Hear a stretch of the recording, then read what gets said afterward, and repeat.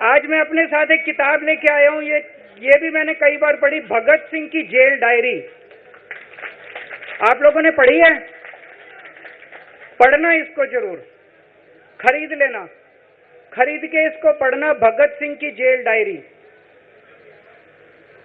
जब भगत सिंह जेल में थे आज से 90-95 साल पहले, उन्होंने जेल के अंदर अपने लेख लिखे थे, वो लेख इसमें है। और जेल के अंदर से उन्होंने बाहर कई लोगों को खत लिखे थे, उन्होंने अपने क्रांतिकारी साथियों को खत लिखे थे, उन्होंने देश के युवाओं के नाम खत लिखे थे।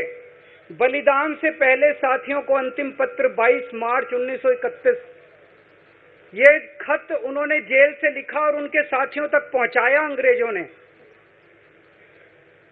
बटुकेश्वर दत्त की बहन प्रोमिला को पत्र, बचपन के दोस्त जयदेव गुप्ता को पत्र, वाइसरॉय को पत्र, ये सारे पत्र अंग्रेजों ने भगत सिंह के पहुंचाए।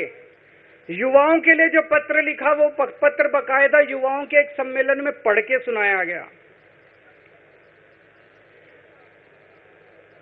भगत सिंह की शहादत के 95 साल बाद आजाद भारत के अंदर एक क्रांतिकारी मुख्यमंत्री जेल गया।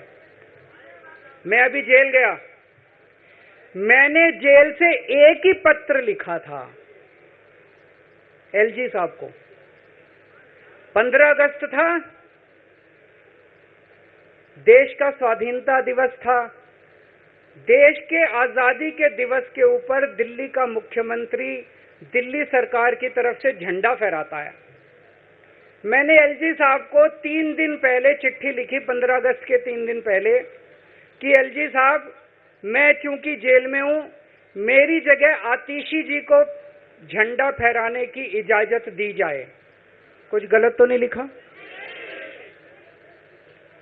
वो चिट्ठी मेरी एलजी साहब तक नहीं पहुंचाई गई, मुझे चिट्ठी वापस करी गई और मेरे को ये वार्निंग जारी की गई। ये वार्निंग भी लेके आया हूं, जिंदगी भर साथ रखूंगा ये मेरे को वार्निंग दी गई कि दूसरी बार अगर आपने एलजी साहब को चिट्ठी लिखने की हिम्मत करी तो आपके साथ जो फैमिली मुलाकात होती है हर हफ्ते, वो फैमिली मुलाकात बंद कर दी जाएगी। मैं मन में सोच रहा था, अंग्रेजों ने भी नहीं सोचा था कि आजाद भारत के अंदर 95 साल के बाद अंग्रेजों से ज्यादा क्रूर और अत्याचारी शासक इस देश के ऊपर आएगा। आपने सुना होगा,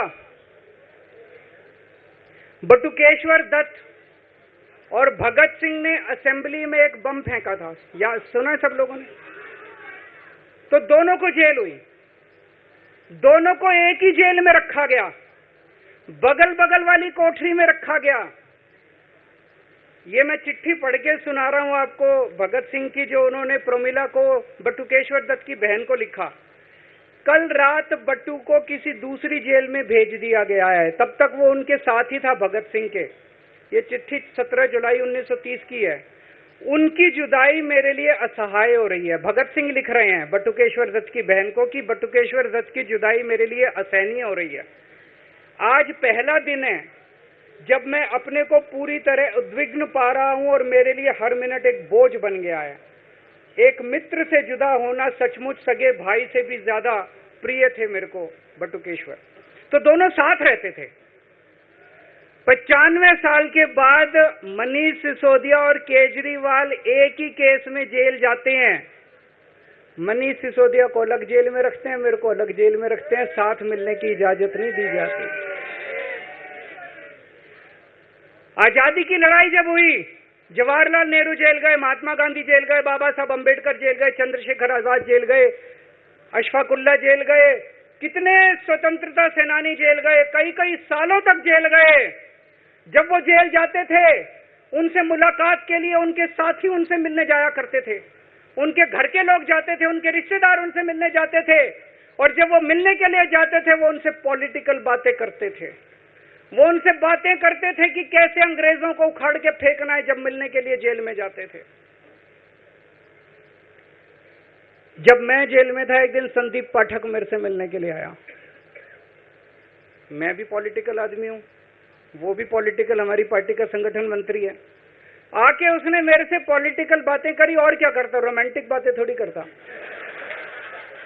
तो पॉलिटिकल आदमी वो, पॉलिटिकल आदमी मैंने उससे पूछा देश में क्या चल रहा है, उसने देश की पॉलिटिकल हालत बताई। मैंने उससे पूछा पार्टी में क्या चल रहा है, उसने संदीप पाठक को ब्लैकलिस्ट कर दिया गया, उसके बाद मेरे से मिलने नहीं दिया गया। भगत सिंह जब फांसी पे चढ़े, उन्होंने सपने में भी नहीं सोचा था कि ऐसा भारत होगा। आज से 95 साल के बाद इस देश के अंदर इतनी क्रूर और अत्याचारी सरकार आएगी कि अंग्रेजों को भी पीछे छोड़ देगी। दोस्तों,